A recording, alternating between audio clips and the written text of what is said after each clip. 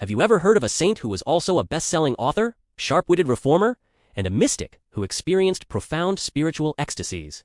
Meet Teresa of Avila, one of the most fascinating figures in Christian history. Born in 16th century Spain, Teresa wasn't just a quiet nun in a convent. She was a powerhouse of faith and intellect who challenged the status quo and left an indelible mark on the world. From a young age, Teresa was drawn to a life of prayer. But her early years in the convent were, by her own admission, lukewarm. She enjoyed socializing and worldly comforts. It wasn't until her 40s, after a profound conversion experience, that her spiritual life truly ignited. She began to experience deep states of prayer, which she described as visions and ecstatic intimate encounters with the divine. These experiences weren't just for her own benefit. Teresa felt called by God to reform the Carmelite order, bringing it back to a simpler, more prayer-focused way of life. This was no easy task. She faced immense opposition, suspicion, and hardship.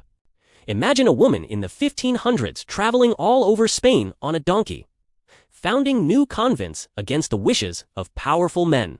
She was determined, resilient, and had a fantastic sense of humor to get her through it all. But perhaps her greatest legacy is her writing, to explain her mystical experiences and guide others.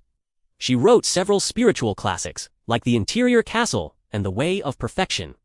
These aren't dry theological texts, they're practical, beautiful, and deeply personal guides to prayer. Written with such clarity and psychological insight that they are still read and treasured by people of all faiths today.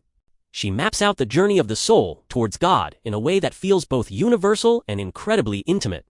Teresa of Avila shows us that a life of faith can be an epic adventure. She was a mystic, a leader, and a writer whose passion for God changed her world. Her story reminds us that with courage and love, one person truly can make a difference. Thanks for watching, and if you enjoyed this story, don't forget to like and subscribe for more.